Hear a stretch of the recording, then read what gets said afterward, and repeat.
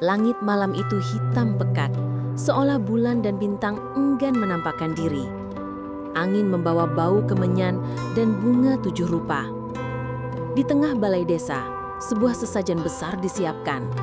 Kepala kambing hitam, kendi berisi darah ayam, dan dupa yang mengepul tebal. Warga desa mengenakan kain hitam, duduk melingkar sambil melantunkan doa-doa kuno. Suara mereka dalam, monoton, seperti mantra yang membuka gerbang gaib. Di tengah lingkaran, Nia didudukan dengan tangan terikat. Wajahnya pucat pasi, matanya sembab karena menangis sejak sore. "Lepaskan aku, tolong, aku tidak mau mati." Suaranya lirih, nyaris tenggelam oleh bunyi gamelan yang entah dari mana datangnya. Ahwan berdiri di pinggir lingkaran, tubuhnya menegang. Ia tahu ritual ini bukan sekedar tradisi, tapi sebuah perjanjian berdarah dengan sosok gaib. Tiba-tiba, hawa dingin menyelimuti tempat itu. Api obor yang mengelilingi balai desa bergoyang hebat. Beberapa bahkan padam. Dan dari arah hutan, tabut putih merayap masuk. Di dalam kabut, terdengar langkah kaki banyak orang, tapi tak ada wujudnya. Beberapa warga langsung menunduk, tak berani menatap. "Mereka datang," gumam seorang sesepuh dengan suara bergetar. Ahwan mengerutkan dahi. "Mereka?" Mbah Karso menoleh dengan sorot mata tajam. "Para pengawal Nyai, mereka yang menjemput tumbal." Suasana tiba-tiba membeku ketika kabut semakin pekat. Lalu, dari dalam kegelapan, muncul sosok tinggi menjulang. Rambutnya terurai hingga tanah. Wajahnya cantik sekaligus mengerikan, dengan mata merah menyala seperti bara. Nyai, penunggu kampung keramat itu. Semua warga langsung sujud, menempelkan dahi ke tanah. "Nyai, kami sudah siapkan tumbal," ucap Mbah Karso dengan suara bergetar. Nyai melangkah maju, kain putih panjang mengikuti gerakannya. Ia menunduk menatap Nia yang terikat di tengah lingkaran. Bibirnya tersenyum tipis.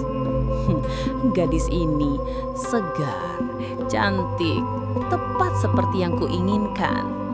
Nia menjerit keras, tubuhnya meronta. "Tidak, jangan, aku tidak mau mati." Ahwan maju beberapa langkah, menahan amarah yang membara. "Hentikan, kau tidak akan mengambilnya." Nyai menoleh padanya, tatapan matanya menembus, dingin, menusuk langsung ke dalam jiwa. "Oh, lelaki ini lagi. Kau yang melindungi gadis yang dulu kuambil, Sri, bukan?" Ahwan tercekak, dadanya sesak mendengar nama itu diucapkan. Tanpa aba-aba, Nyai mengangkat tangannya. Seketika tubuh Nia terangkat ke udara, terjerat olah tali gaib tak kasat mata. Warga desa tetap menunduk, tak berani membantu, seolah mereka semua sudah pasrah pada kutukan. Ahwan menggeretakkan gigi, lalu merapal doa-doa yang pernah diajarkan gurunya dulu. Tangan kanannya menepuk tanah, lalu ia melempar segenggam garam dan tanah makam yang selalu ia bawa. "Dengan nama Allah yang Maha Kuasa, aku larang kau menyentuhnya," teriak Ahwan. Suara dentuman keras terdengar. Api dupa berkobar kencang, kabut berputar kencang, dan untuk sesaat, ikatan gaib yang menjerat Nia terlepas. Tubuh Nia jatuh ke tanah, terisak ketakutan. Nyai meraung, suara jeritannya menggetarkan balai desa. "Kau berani melawanku, manusia hina? Kalau begitu, satu dari kalian harus mati malam ini." Dan tiba-tiba, dari kabut di belakangnya, muncul satu sosok bayangan hitam.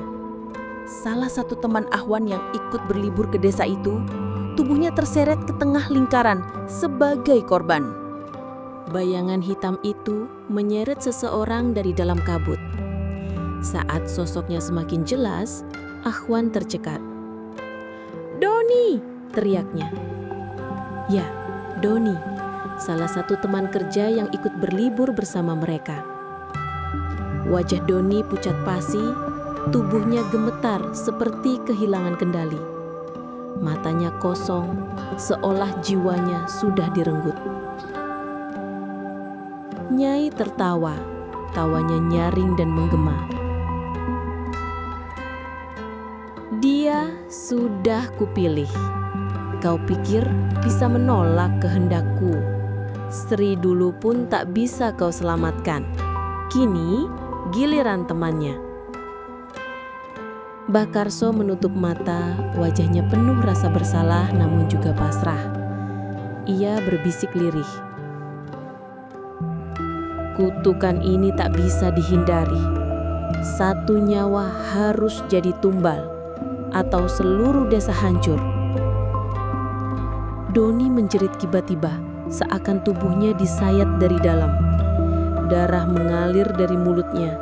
Tubuhnya terangkat, bergetar, lalu jatuh ke tanah dengan keras. Namun ketika jatuh, tubuhnya tidak langsung diam. Luka-luka mengerikan muncul sendiri di kulitnya, seperti ada cakar tak kasat mata yang menggores dagingnya. Warga desa menutup mata, beberapa perempuan menangis histeris, tapi tetap tak berani menghentikan ritual. Nia menjerit keras, "Tidak, lepaskan dia, jangan biarkan dia mati seperti ini." Ahwan memeluk Nia, berusaha menutup pandangannya. Tapi suara Doni yang berteriak kesakitan tak bisa ditutupi.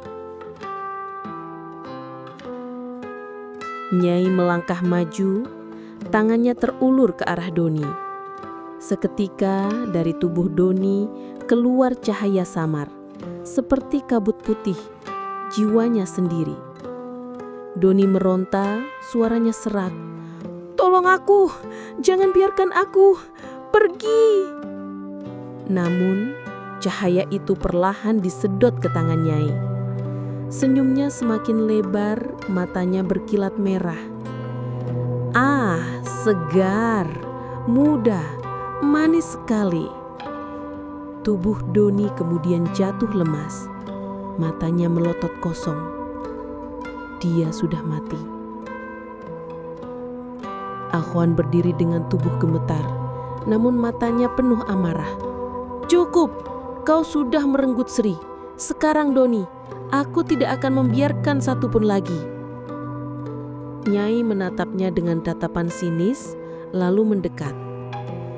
"Kau masih saja menantangku lelaki, tapi ingat, aku sudah menunggu tumbal terakhir. Dan gadis itu," tatapannya beralih pada Nia, "akan tetap jadi milikku." Nia menuntuk wajahnya, menangis terseduh. Ahwan memeluknya erat, lalu bersumpah dalam hati. Malam ini, ia akan mengakhiri semuanya, sekalipun harus mengorbankan dirinya sendiri. Malam semakin larut. Kabut tebal menggulung dari arah hutan seolah mendekap seluruh desa. Setelah kematian Doni, warga semakin pasrah. Mereka bergegas menyiapkan sesajen untuk upacara berikutnya. Kemenyan, bunga 7 rupa, kepala kambing hitam, dan kendi berisi darah ayam segar. Ahwan menatap semua itu dengan rahang mengeras. Tradisi ini hanya memperkuat Nyai, bukan menghentikan kutukan, gumamnya. Nia yang masih syok duduk di sampingnya, matanya sembab. "Wan, kalau memang benar begitu, berarti selama ini desa ini terus memberi makan kekuatan itu." Ahwan mengangguk. "Iya, semakin banyak tumbal, semakin kuat dia." Saat warga sibuk menata sesajen, Ahwan mendekati Mbah Karso yang duduk termenung di beranda balai desa. Wajah lelaki tua itu tampak letih. Matanya kosong. "Mbah," Ahwan memulai dengan hati-hati, "kenapa kalian terus mengikuti ritual ini, padahal jelas Nyai semakin kuat?" Mbah Karso menarik napas panjang, lalu berbisik lirih. "Anak muda, aku tahu apa yang kau pikirkan, tapi kau tak tahu semuanya. Ada alasan kenapa kami tak bisa berhenti." Ahwan menatapnya penuh tanya. "Nyai itu bukan hanya roh penunggu hutan. Ia dulunya manusia. Seorang perempuan desa ini yang dikorbankan secara paksa ratusan tahun lalu. Tubuhnya tidak pernah dikubur, tapi dipendam di bawah batu sesajen. Dan sejak saat itu, setiap sesajen yang diletakkan di sana memberi makan pada arwahnya. Ahwan terhenyak. Jadi, sesajen itu kuncinya? Bakarso menunduk. Suaranya hampir tak terdengar. Benar. Hancurkan sesajen, kau bangunkan kemarahan. Tapi mungkin itu satu-satunya cara memutus kutukan. Ahwan kembali ke Nia dengan wajah tegas. Kita harus menghancurkan sesajen itu. Itu sumber kekuatannya. Nia terperanjat. Apa kau gila? Kalau kita lakukan itu, warga akan melawan dan Nyai bisa menyerang kita langsung. Tetap saja, kalau tidak, kau yang akan jadi korban selanjutnya. Ahwan menggenggam tangan Nia, menatapnya dalam-dalam. Aku tidak akan membiarkan itu terjadi. Mata Nia berkaca-kaca, tubuhnya bergetar. Ia tahu Ahwan serius dan ia tahu ini bukan sekedar keberanian bodoh, ini tekad. Tiba-tiba, suara gamelan mistis terdengar dari arah hutan jauh lebih keras dari sebelumnya. Angin berembus dingin menusuk tulang dan di atas langit bulan purnama tampak memerah bagai bola darah. Warga desa mulai panik. Beberapa berlutut, menangis, memohon keselamatan. Itu tandanya Nyai sudah lapar lagi, gumam seorang ibu. Ahwan berdiri, matanya menatap lurus ke arah hutan. Tidak, itu tandanya waktunya aku melawan. Malam itu, ketika warga sibuk berdoa dan membakar kemenyan di balai desa, Ahwan menggandeng tangan Nia menyusup ke hutan. Langkah mereka terhalang kabut tebal dan suara gamelan samar yang kian nyaring. "Huan, aku takut," bisik Nia. Suaranya nyaris tenggelam dalam desir angin. Ahwan menoleh sebentar, menepukkan tangannya. "Percaya sama aku, kita harus lakukan ini, atau besok kau yang jadi tumbalnya." Mereka terus berjalan hingga sampai di sebuah lapangan kecil di tengah hutan, tempat batu sesajen berdiri. Batu itu hitam legam, licin, dengan lumut yang tumbuh menempel. Di atasnya, sesajen sudah tertata. Kepala tambing, bunga 7 rupa, kendi darah, dan kain mori putih yang sudah ternoda. Saat Ahwan mendekat, tanah bergetar pelan. Dari semak belukar, suara bisikan muncul, ribuan, seolah orang-orang yang menangis dan tertawa bersamaan. Nia menutup telinga, matanya terpejam. "Huan, suaranya, mereka memanggilku." Ahwan meraih sebilah golok kecil yang ia bawa, lalu mengangkatnya. "Jangan dengarkan, ini cuma tipuannya." Ia mengayunkan golok, menghantam kendi darah. Prak! Pecah berhamburan, cairan merah mengalir di tanah.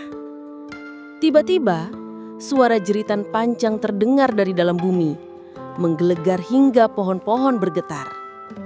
Batu sesajen retak. Dari bawahnya, tanah berdenyut seperti ada sesuatu yang hendak keluar.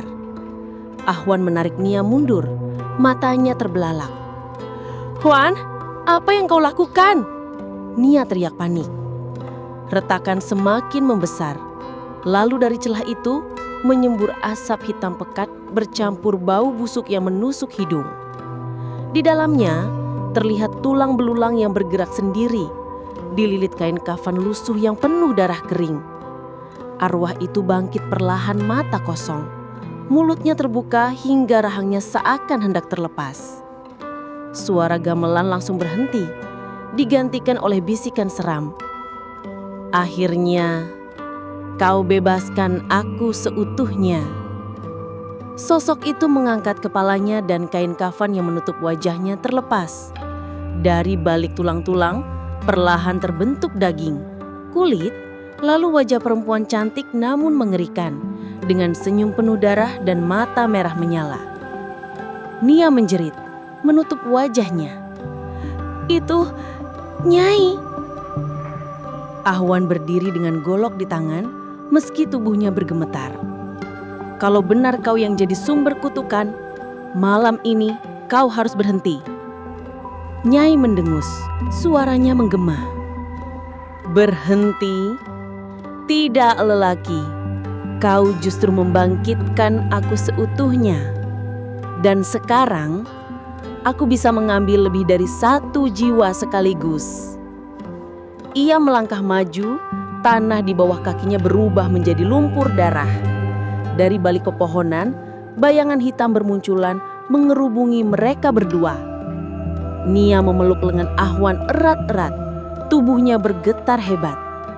"Hwan, kita mati!" Ahwan menatap Nyai dengan sorot mata membara.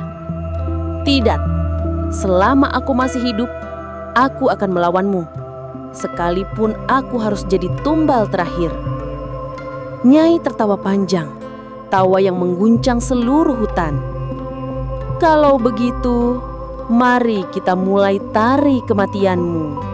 Hutan keramat itu kini berubah. Kabut putih pekat mendadak berubah merah, berputar-putar seperti pusaran darah. Pohon-pohon berderak, daunnya gugur satu persatu seakan tak sanggup menahan kehadiran makhluk yang bangkit. Nyai berdiri di tengah pusara, wajahnya semakin jelas. Kulit pucat, bibir penuh darah segar, rambut panjang menjuntai menutupi tanah, matanya merah menyala, menatap Ahwan dan Nia dengan haus. Di sekelilingnya, bayangan hitam menyerupai sosok manusia tanpa wajah mulai menari, bergerak serempak mengikuti irama gamelan goib yang entah dari mana berasal. Suara kendang, gong, dan saron terdengar di udara, padahal tidak ada pemainnya. Dengan gerakan anggun namun menyeramkan, Nyai melangkah ke depan. Setiap langkahnya membuat tanah memerah seperti tersiram darah segar. "Lihatlah lelaki," suara Nyai bergema. "Inilah tarian darah. Setiap generasi, 1 jiwa harus ikut menari bersamaku. Malam ini, gadis itu milikku." Nia menjerit dan bersembunyi di balik tubuh Ahwan. Ahwan mengangkat goloknya, meski keringat dingin membasahi wajahnya. "Kalau kau ingin dia, kau harus melewatiku dulu." Puluhan bayangan hitam menyerbu bersamaan, bergerak seperti penari topeng. Tubuh mereka meliuk dan berputar, tapi tangan-tangan mereka dingin, mencakar, mencoba meraih tubuh Ahwan. Serak! Ahwan menebas satu bayangan, namun bayangan itu hanya terpecah menjadi kabut, lalu kembali menyatu. "Wan, mereka tidak bisa mati." Nia menangis ketakutan. Ahwan terengah, menahan serangan dari segala arah. "Aku tahu, mereka cuma bayangan. Tapi bayangan ini bisa membunuh kalau kita menyerah." Ahwan menggenggam golok dengan erat, lalu menutup mata sejenak. Dia teringat wejangan almarhum ayahnya. "Di atas segala kekuatan, doa dan keyakinanmu yang akan jadi senjata." Dengan suara parau, dia mulai melafalkan doa. Setiap kata keluar dari bibirnya, golok itu memancarkan cahaya samar. Ketika dia menebas lagi, bayangan yang terkena cahaya itu menjerit dan hancur menjadi abu. Nia menatap takjub, meski tubuhnya masih gemetar. "Wan, itu berhasil." Ahwan mengangguk, namun matanya tetap tajam menatap Nyai. Doa adalah cahaya, dan cahaya membunuh kegelapan. Wajah Nyai berubah bengis, senyumnya memudar berganti amarah. Dia mengangkat tangannya tinggi-tinggi, lalu tanah di sekitarnya merekah. Dari dalam tanah muncul tangan-tangan busuk, mayat-mayat kampung yang dulu jadi tumbal. Mereka merangkak, wajahnya hancur, tubuhnya penuh belatung, tapi matanya merah, menatap Ahwan dengan penuh dendam. "Lihatlah, mereka menari bersamaku. Sekarang kau juga akan ikut." Ahwan berdiri tegak, meski nyalinya diuji habis-habisan. Nia memeluk Ahwan dengan erat, hampir pingsan melihat sosok-sosok mayat itu. "Wan, kita tidak akan selamat," bisiknya. Ahwan menoleh sebentar, menatap mata Nia dengan penuh tekad. "Kita akan selamat, tapi aku harus lawan dia sampai akhir." Nyai mengangkat tangannya, gamelan goib berbunyi semakin cepat dan para mayat mulai bergerak menyerbu dalam tarian mengerikan. Malam itu, hutan keramat jadi panggung maut. antara doa terakhir Ahwan dan tarian darah Nyai. Gamelan gaib bergemuruh, semakin cepat, semakin mencekam. Mayat-mayat bangkit, bergerak dengan langkah-langkah tarian. Bau busuk bercampur tanah basah memenuhi udara, membuat Nia hampir muntah. Nyai melayang di atas pusara, tubuhnya berputar anggun, matanya merah menyala. Rambut panjangnya melambai seperti ular hidup. Lawan aku, Ahwan, kalau kau mampu. Tapi ketahuilah, darah Sri masih ada padaku. Kau tidak akan menang. Ahwan menggenggam golok erat-erat. Cahaya samar masih berkilau dari bilahnya, tapi kini redup, seperti kehabisan tenaga. Mayat-mayat tumbal mengerubungi, tangan-tangan busuk meraih, kuku-kuku patah mencakar tubuh Ahwan. Bajunya robek, kulitnya tergores darah. Nia berteriak, "Ahwan, jangan menyerah!" Dengan sisa tenaga, Ahwan menutup mata, menarik napas panjang. Suara gamelan gaib itu hampir menenggelamkan pikirannya, tapi ia paksa dirinya tetap fokus. Di dalam hatinya ia berdoa, suara lirih namun kuat. Ya Allah, jangan biarkan kegelapan ini menang. Lindungi kami dari segala keburukan. Terimalah jiwa-jiwa yang terperangkap dan bebaskan Sri dari belenggunya. Tiba-tiba cahaya dari goloknya menyala terang, memancar ke segala arah. Nyai menjerit panjang, suaranya memecahkan telinga. "Kau berani memanggil nama itu di hadapanku?" Ia menurunkan kedua tangannya dan tanah bergetar. Pohon-pohon hutan tercabut dari akarnya, terlempar ke udara. Kabut darah makin pekat.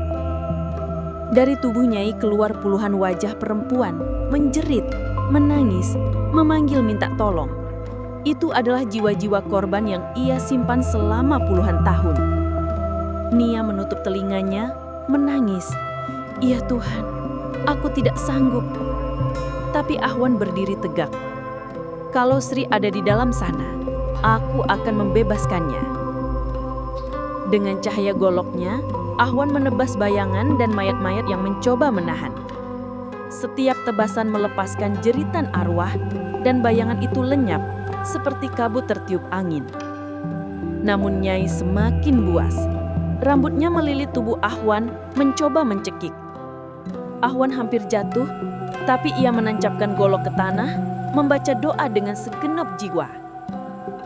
Cahaya dari tanah menyebar, membentuk lingkaran terang di sekitar pusara. Suara gamelan gaib mendadak terputus, berganti dengan tangisan arwah.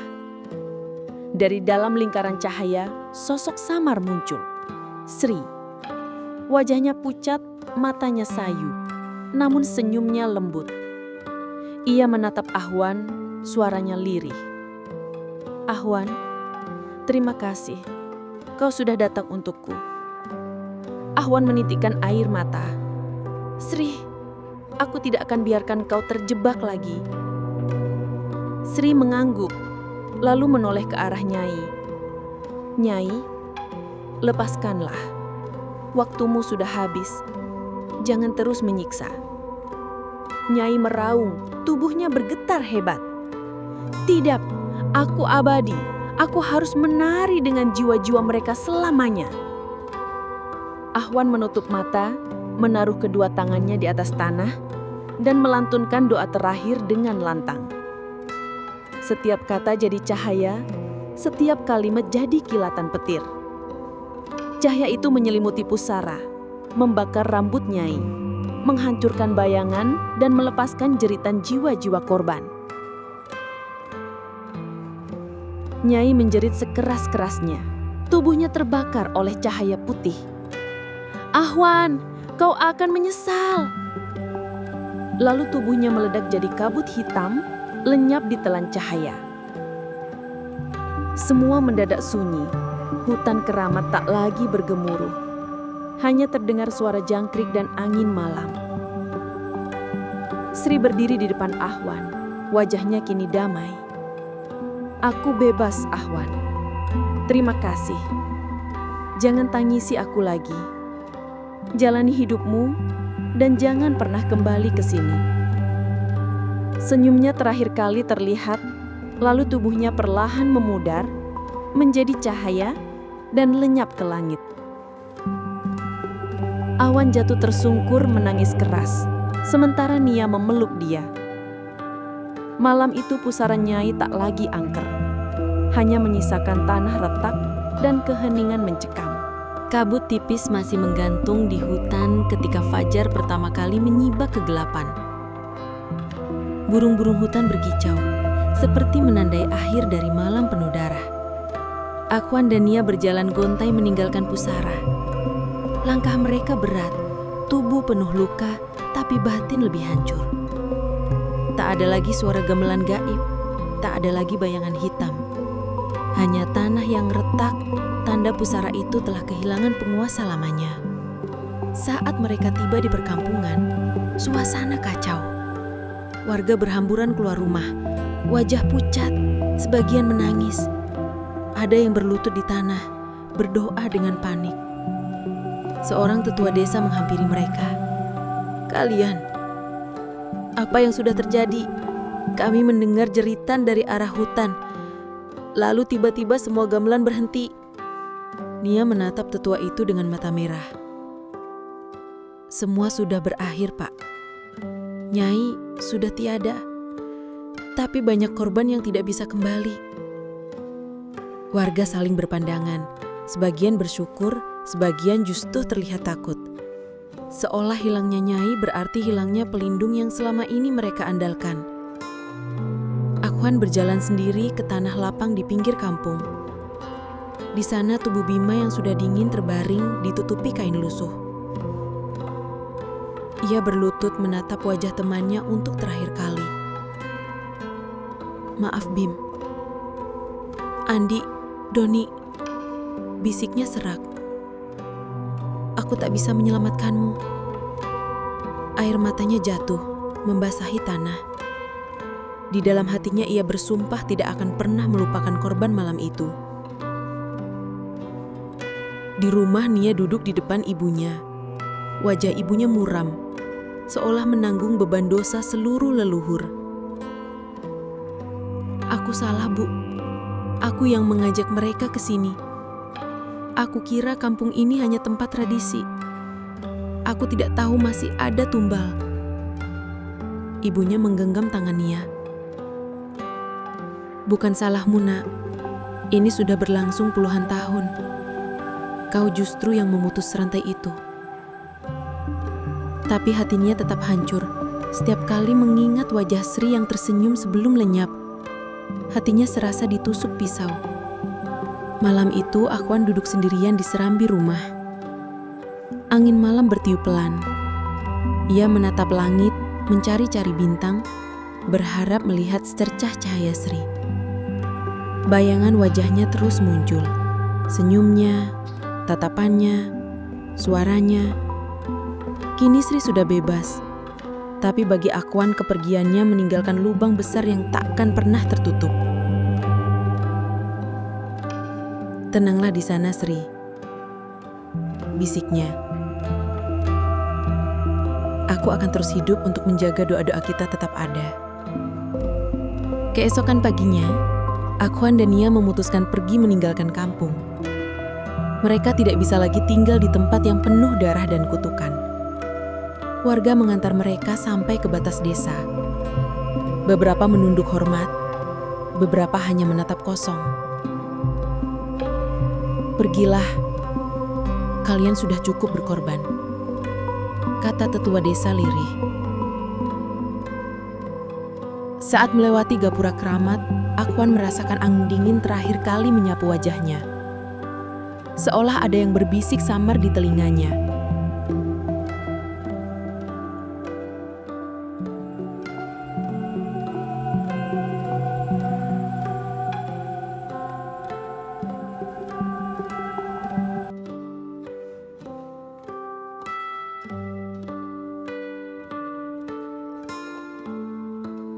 "Sampai jumpa, Akhwan." Ia menoleh cepat, tapi tak ada apa-apa. hanya angin pagi yang dingin dan lengang. Ninya, hutan tumbuh liar, rumah-rumah kosong, jalan tanah tertutup semak. Orang-orang menyebutnya kampung terlarang, tempat yang tidak boleh dikunjungi. Namun bagi Ahwan, semua itu bukan sekadar cerita horor. Itu nyata. Ia masih menyimpan golok berlumur cahaya yang pernah menyelamatkannya.